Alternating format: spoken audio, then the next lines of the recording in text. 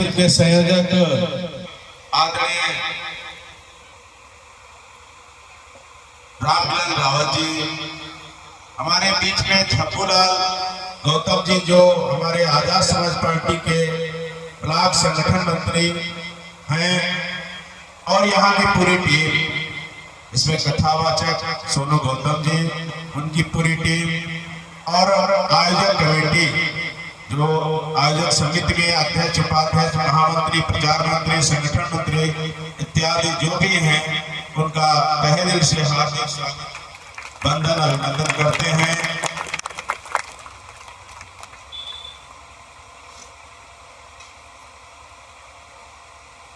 और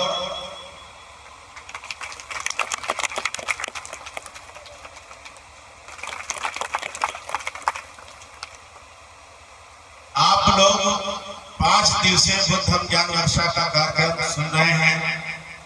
ये फतेहपुर की, बिबियापुर की पावन धरती और इसके आसपास में भी सिकोना है, बंजरिया है, उसके बाद बंजरिया के पास सूरजगंज के पास, सूरजगंज में बहुत विशाल होता है, आपके बगल कंदरौला होता है, सोहेलपुर होता है, सेवली होता है, तो जो आप शेखवापुर होता है, इस आस पास में काफी बुद्ध कथाएं होती हैं। इन बुद्ध कथाओं का उद्देश्य क्या है? बुद्ध कथा के माध्यम से कथावाचक जी अपनी बात कहते हैं, लेकिन उसका उद्देश्य क्या है? जैसे हम खेती करते हैं तो खेती का उद्देश्य करने का है कि हमको आलू, मटर, गेहूं, जौ, सरसों, धान ये हमको मिलेगा। अब उससे पहले तो अपना पेट भरेंगे, उसके बाद जो बचेगा तो उसको बेच करके मकान जो है अन्य चीजें संसाधन खरीदने का काम करेंगे। तो खेती का उद्देश्य है। दवाई, जब हम बीमार होते हैं तो दवा लाते हैं, तो अपने घर में दवा रखते हैं और दवा खाते हैं, तो दवा का उद्देश्य है कि हमारी बीमारी को दूर करना। उसी तरह ये जो हम सांस्कृतिक वैचारिक कार्यक्रम होते हैं, तरह तरह के कार्यक्रम होते हैं। एक कार्यक्रम वो भी होता है जो आपको स्वर्ग ले जाता है कि भाई अपना कथा सुन लो, 7 दिन की रामायण सुनो या सत्यनारायण की कथा सुनो, तुम्हारे सारे पाप दोष खत्म और तुमको एक उड़न खटोला ऊपर से आएगा, तुम्हारे शरीर से सांस निकालेगा, वो उड़न खटोला पे बैठाएगा, लेके चला जाएगा। वहां बढ़िया एसी चलती है, हवाई जहाज की, बिना काम के खाना खाओ, स्वर्ग जिसको कहते हैं। तो एक तो वो कि आप जो है मरने के बाद स्वर्ग जाने के लिए बहुत सारा ढोगा डंबर करना पड़ता है, लेकिन वो स्वर्ग में जो गया है वो पलट के आया नहीं, और जाने के लिए मरना पड़ता है। मरना कोई चाहता नहीं है, इसलिए बहुत सारे लोग अभी गंगा में गए थे, बनारस में कुंभ के मेले में, लगभग कोई आंकड़ा 10 लाख, कोई 20 लाख, कोई 50 लाख, कोई करोड़ों में बताता है, लेकिन उस भगदड़ में मरने वालों की संख्या कम से कम 3 से 4 हजार, 3 से 4 हजार आदमी मर गया। मरने वाले लोगों को कह रहे हैं कि मोक्ष प्राप्त होगा, मतलब उनका घर बर्बाद हो गया। पति अनाथ, पति अगर पत्नी मर गई तो पति अनाथ, पति मर गया तो पत्नी अनाथ, बीवी बच्चे अनाथ, और बाबा ढोगी कह रहे हैं मोक्ष प्राप्त हो गया। और जो बता रहे हैं उनके जानने के लिए बड़ी ये गैलरी बनी, इसी तरह बड़ी बड़ी सड़कें थी, पुलिस की सुरक्षा में गए, वो डुबकी लगा के भाग आए। एक बाबा ने कहा भी कि जो बाबा कह रहे हैं मरने के बाद मोक्ष चले गए हैं, वो आवे तो हमको ढकेल करके और ठगर करके हम मार दें, मोक्ष चले जाए। एक तो वो है अंधविश्वास वाला। दूसरा ये आपका जो आप बैठे हैं इस विषय पे, आपका इसका उद्देश्य क्या है? इसका उद्देश्य मरने के बाद स्वर्ग नहीं है। इस कार्यक्रम का उद्देश्य महापुरुषों की विचारधारा, उनका संघर्ष, उनके दिए गए रास्ते, बताई गई शिक्षाएं अपने जीवन में उतार करके हम वर्तमान जीवन को कैसे स्वर्ग बनाएं, जीवन में सुख सुविधाएं कैसे प्राप्त करें, मान सम्मान कैसे प्राप्त करें, भौतिक संपदा कैसे हम इकट्ठा करें, अधिकारों को कैसे बचाएं। ये जो कार्यक्रम वैचारिक कार्यक्रम है, ये हमारा, ये जो डॉक्टर अंबेडकर, बुद्धा, रविदास, साहू जी, ललाई सिंह यादव, रामस्वरूप वर्मा, ज्योतिबा फूले, सावित्रीबाई फूले, शेख फातिमा, शेख उस्मान, वीरांगना उदा देवी पासी, साहू जी महाराज, बिरसा मुंडा, ये जितने भी महापुरुष हैं, इन महापुरुषों के जीवन संघर्ष को सुन करके उन्होंने बहुत त्याग किया है। समाज को जगाने के लिए, समाज को बढ़ाने के लिए, समाज में अंधविश्वास, ढोंग, आडंबर से निकालने के लिए, समाज को अधिकार विहीन समाज को अधिकार दिलाने के लिए, शिक्षा दिलाने के लिए, नौकरी दिलाने के लिए, व्यापार दिलाने के लिए, धन संपदा दिलाने के लिए इन लोगों ने बहुत संघर्ष किया, सब कुछ निछावर कर दिया। तब जाके हमको अच्छे कपड़े और अच्छा भोजन, अच्छा मान सम्मान प्राप्त हुआ है। लेकिन बहुत सारे लोग आज भी उस जो इनका सपना था, जो इनकी परिकल्पना थी बाबा साहब की, बुद्धा की, साहू जी की, वहां तक हमारे लोग अभी भी पहुंच नहीं पाए। और जो नहीं पहुंच पाए हैं उनको पहुंचाने के लिए ये वैचारिक कार्यक्रम है। पहुंचने के लिए भाई ये समस्या है, समस्या का समाधान है। तो समस्या क्या है? क्यों हम गरीब हैं, क्यों हम अशिक्षित हैं, क्यों हमारा मान सम्मान नहीं हो रहा? इसके लिए बाबा साहब ने कहा कि शिक्षा हमारी सबसे बड़ी बिकारी है। अगर शिक्षित होंगे तो हम वकील होंगे, डॉक्टर होंगे, इंजीनियर होंगे, और जब डॉक्टर, इंजीनियर, वकील होंगे तो हमारे साथ कोई अन्याय अत्याचार नहीं करेगा। अगर हमारा लड़का मास्टर हो जाएगा, डॉक्टर हो जाएगा, तो जो बड़े बड़े लोग हमारे समाज के निकल के सरकारी नौकरी में चले गए या व्यापार में अपना साम्राज्य स्थापित कर लिया, वो शादी ब्याह करते हमको निमंत्रण नहीं देते। ये पुरानी सुरानी या नई सस्ती वाली साड़ी पहन के आएंगे, गमछा बांध के आएंगे, हवाई चप्पल पहन के आएंगे, हमारी बारात की शोभा बिगाड़ देंगे।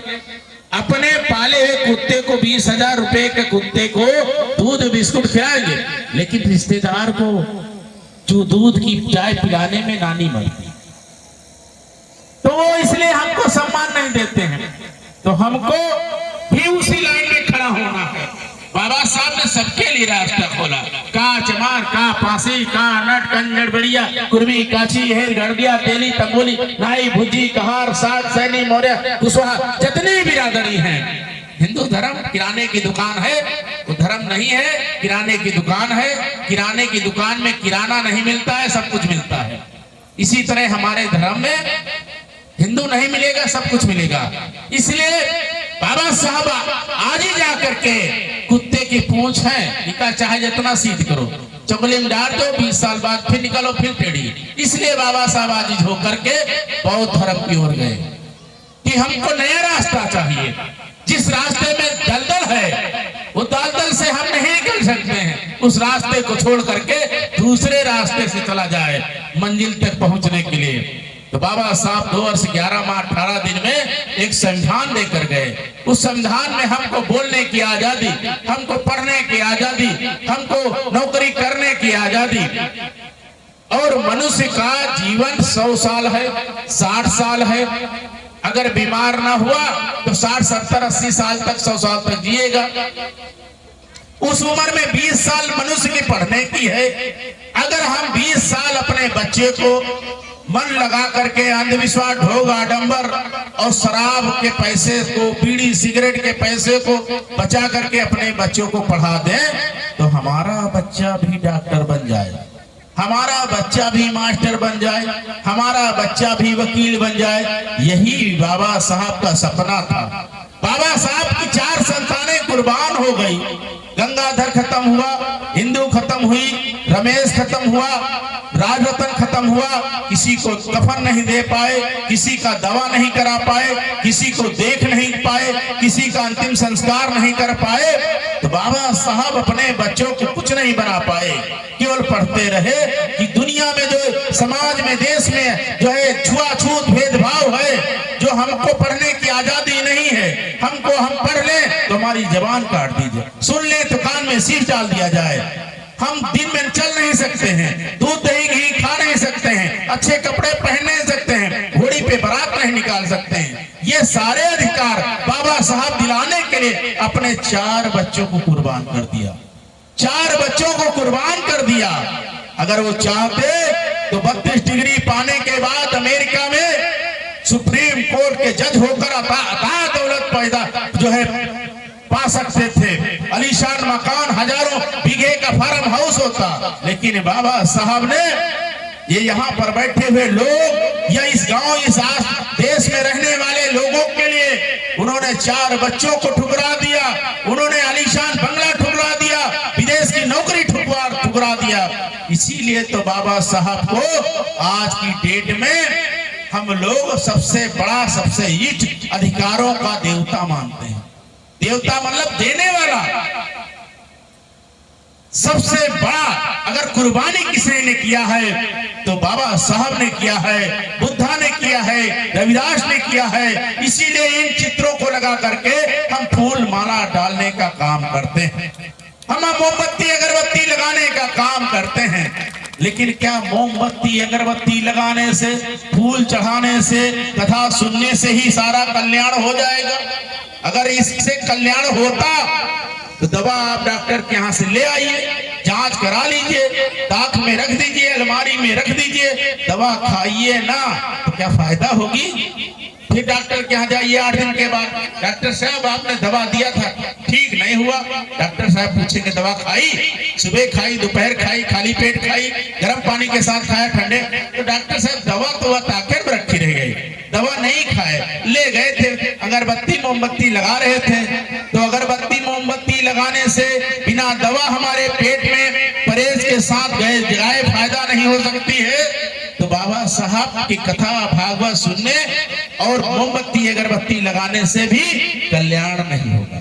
बाबा साहब ने कहा कि मैं किताबों में हूं, मूर्तियों में नहीं हूं। बाबा साहब ने एक किताब नहीं 50-50 किताबें लिखने का काम किया, और इसलिए लिखा कि हमारे लोग हमारे कितना पढ़ नहीं पाएंगे तो कम से कम हमारा लिखा हुआ पढ़ तो सकते हैं, ज्यादा लिख नहीं सकते तो हम लिख के जो जा रहे हैं उसको पढ़ तो सकते हैं। इसीलिए तो बाबा साहब को कोलंबिया विश्वविद्यालय और अमेरिका के राष्ट्रपति ने कहा doctor Ambedkar he symbol is knowledge, ज्ञान के प्रतीक बाबा साहब हैं। 200 सालों में उतना विद्वान न पैदा हुआ था न भी हुआ है। इसलिए बाबा साहब के विषय में हमारे देश की प्रधानमंत्री आदरणीय इंदिरा गांधी ने कहा यदि बाबा साहब न होते तो मुझ जैसी महिला को, ब्राह्मण महिला को भी इस देश में पंच बनने का अधिकार नहीं था, प्रधानमंत्री बनने की तो बड़ी दूर की बात। पंच मतलब गांव का पंचायत का सदस्य, महिलाओं को पंच बनने का अधिकार नहीं था, प्रधानमंत्री बनने का अधिकार डॉक्टर अंबेडकर दे के गए, जिनको धन्यवाद देने के लिए मेरे शब्द कोश में शब्द नहीं है। कौन कह रही? इस देश की प्रधानमंत्री इंदिरा गांधी कह रही है। रामनाथ कोविंद ने कहा बाबा साहब न होते तो मैं राष्ट्रपति न होता, गए तो थे राष्ट्रपति बनते हुए, मंदिर में धक्का देके पुजारी ने बाहर से पूजा कराई। द्रौपदी मुर्मू ने कहा बाबा साहब इज माय गॉड। जितने श्रेष्ठ विद्वान जो है उच्च कोट के लोग हैं उन्होंने भी बाबा साहब को धन्यवाद ज्ञापित किया। तो हमको भी धन्यवाद ज्ञापित करना है फूल माला के माध्यम से, लेकिन उनकी बात को अपने जहन में उतारना है, अपने बच्चों को उन्हीं की तरह त्याग तपस्या करके पढ़ाना है, अपने बहुत सारे खर्चे काटना है।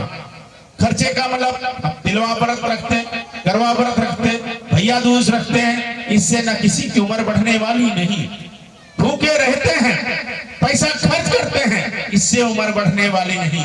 करवा व्रत रखते हैं, उसी दिन सैकड़ों की संख्या में लोग एक्सीडेंट में मर जाते हैं। तो उम्र कब बढ़ेगी? जब हमारे लोग बीड़ी सिगरेट पान पुकार दारू शराब को छोड़ेंगे। क्यों बहन? ये आप करवा व्रत रहो, ये वाले देसी दारू, तो कहाँ उम्र बढ़ेगी? आप करवा बरते हो, बिना हेलमेट के जा रहे हैं, दारू पी के आ रहे हैं, ठोक दिन बिरवा। तो इससे जो है हमारी उम्र बढ़ने वाली नहीं। उम्र कब बढ़ेगी? जब हमारे जो बुद्धिजीवी लोग हैं, ऐसा नहीं कि सारे लोग दारू पीते हैं, बहुत बुद्धिजीवी लोग भी हैं। कुछ लोग शौक में पी लेते हैं, कुछ लोग जो है नातेदार को खुश करने के लिए पी लेते हैं, कुछ दोस्ती यारी निभाने के लिए पी लेते हैं, कुछ लोग खुशी में पी लेते हैं, कुछ लोग गमी में पी लेते हैं। और ये खुशी और गमी, दोस्ती यारी, इससे दारू से नहीं होती है। दारू की यारी से बर्बादी होती है। इसलिए बाबा साहब ने कहा, यदि पंचशील बनाने का मौका मुझको मिला होता तो पांचवा सील पहले पे रखता। सुरा मेरे मज पमाद ठाना वेर मणि, कच्ची पक्की शराब जुआ से दूर रहो। जब शराब पियोगे, जुआ खेलोगे, जुआ खोलोगे तो पैसा कम पड़ेगा, चोरी भी करोगे, फिर और पैसा हो गया, व्यभिचार भी करोगे। तो सारे अपराधों की जननी क्या है? शराब है। तो इसको सबसे पहले छोड़ने की जरूरत है। ये बाबा साहब की अपील है, मेरी अपील नहीं है। मेरी अपील आप खुद न मानिए, क्योंकि जब आप शराब छोड़ देंगे, जो आपका पैसा बचेगा, बीड़ी सिगरेट छोड़ देंगे, वो पैसा बचेगा तो हमारे खाते में मत भेजिएगा, न बाबा साहब के खाते में भेजिएगा। उस पैसे को बचाइएगा। 150 रुपए की शीशी में और 50 रुपए की अंडा उसमें लगौना लगता है ना। अंडा हो, लैया हो, चना हो, प्याज हो, 200 रुपया खर्च होता है। 200 रुपए में 4 लीटर दूध, 3 लीटर तो बिल्कुल मिलेगा। हमारे बाराबंकी में 70 रुपए में है, यहाँ 50 और 40 में होगा। तो 4 लीटर दूध मिलेगा। दूध को उबालिए, ये अलग करिए, गर्म करके खुद पीजिए, माता पिता को पिलाइए, बच्चों को पिलाइए, पत्नी को पिलाइए। आप ताकतवर होंगे 6 महीने के अंदर। चाहे कितना भी अनपढ़ डॉक्टर हो, कम पढ़ा लिखा, जो चौराहे पर का पढ़े लिखे बड़े से बड़े डॉक्टर के पास चले जाइए। अगर 6 महीना पेवर दूध का सेवन आप कर ले तो आपकी आधी बीमारी ऐसे खत्म हो जाएगी। खत्म हो जाएगी नहीं? खत्म हो जाएगी। जो गाल पचके हैं, चेहरा लटका लटका है, 40 किलो उठाने में दिक्कत हो रही है, बढ़िया लाल गुलाल गुलाबी गाल हो जाएंगे, ताकतवर हो जाएंगे, और आप इस आधी बीमारी इसी से दूर हो जाएगी। हमारी बहनें भी जन्मदिन न करें बच्चों का, मुंडन न करें बच्चों का। जन्मदिन मुंडन करना है तो अपने चरणों में कर ले, क्योंकि सबसे बड़े देवी देवता भगवान हमारे तो माँ बाप हैं। माँ बाप ना होते तो धरती पे कोई पैदा ना होता। बाबा साहब पैदा हुए तो माँ बाप थे, भीमाबाई और रामजी राव इनके पिताजी थे। संत रविदास पैदा हुए तो संतोष रघु इनके पिताजी थे। तथागत बुद्ध पैदा हुए तो इनके जो है सुधोधन थे, महामाया थी, गौतमी इनकी मौसी ने पाला। तो इस तरह से ज्योतिबा फूले हुए तो इनके पिताजी थे गोविंद राव फूले, और जब ये साहू जी थे तो साहू जी के पिताजी अप्पा साहब गाड़के थे। तो हर मनुष्य के माँ बाप हैं, माँ बाप हमारे जननी हैं, माँ बाप हमने को आगे बढ़ाया है। तो सबसे पहले माँ बाप को ही चरणों में हमको अपने बच्चों की जो है मुंडन कराना चाहिए, जन्मदिन कराना चाहिए। केक वेक में पैसा अनावश्यक खर्च ना करें।